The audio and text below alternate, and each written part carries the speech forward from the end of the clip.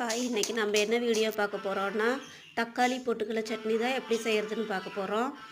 அதுக்கு முதல்ல வடச்சட்டியில் எண்ணெய் ஊற்றிக்கலாம். எண்ணெய் ஊற்றிட்டு வரமிளகா ஒரு 5-6 மிளகாய் எடுத்து நல்லா வறுத்து தனியாக எடுத்து வச்சுக்கலாம். அது லாஸ்ட்டாக போட்டால் அது ஒரு டேஸ்ட்டு கொடுக்குங்க. உள்ளேயே போட்டோம்னா வதன்னு இருக்கும். அதுக்காக தான். அதே வடச்சட்டியில் ஃபஸ்ட்டு எண்ணெய் ஊற்றிட்டு வெங்காயம் தக்காளி போட்டு நல்லா வதக்கிக்கலாங்க. பூண்டு ஒரு 10 பல்லு எடுத்து வச்சுருக்கேன், அதையும் போட்டுக்கிட்டோம். ரொம்ப வணங்குங்கிறது இல்லைங்க, கொஞ்சம் கரெக்டாக வணங்கினா போதும். கண்ணாடி பதம் சொல்லுவாங்கள்ல, அப்படி வணங்கினா போதும். வணங்கிடுச்சு. இதுலேயே உப்பு தேவையான அளவு உப்பு போட்டுக்கலாம்.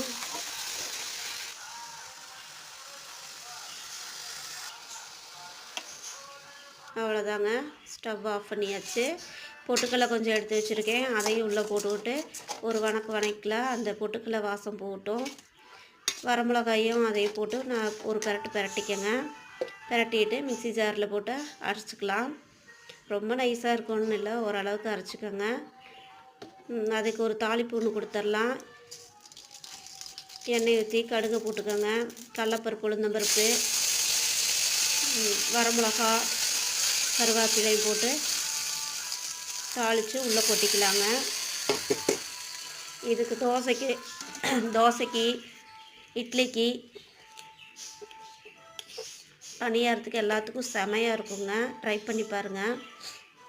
இப்போ நம்ம இன்றைக்கி பணியாரம் தான் ஊற்ற போகிறோம்.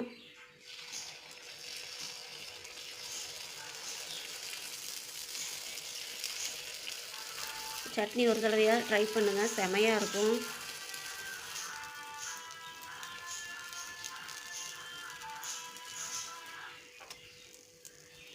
மொட்டாக பணியாரம் பார்க்கும்போதே பசி எடுக்குது.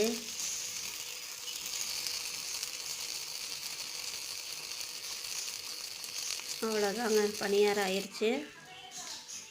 எடுத்து ஒரு தட்டத்தில் வச்சு சாப்பிட்டா, சட்னி ஊற்றி சாப்பிட்டா அவ்வளோ டேஸ்ட்டாக இருக்கும். எல்லோரும் ட்ரை பண்ணி பாருங்கள். பிடிச்சிருந்தா என் சேனலை சப்ஸ்கிரைப் பண்ணுங்கள், லைக் பண்ணுங்கள், ஷேர் பண்ணுங்கள், கமெண்ட் பண்ணுங்கள்.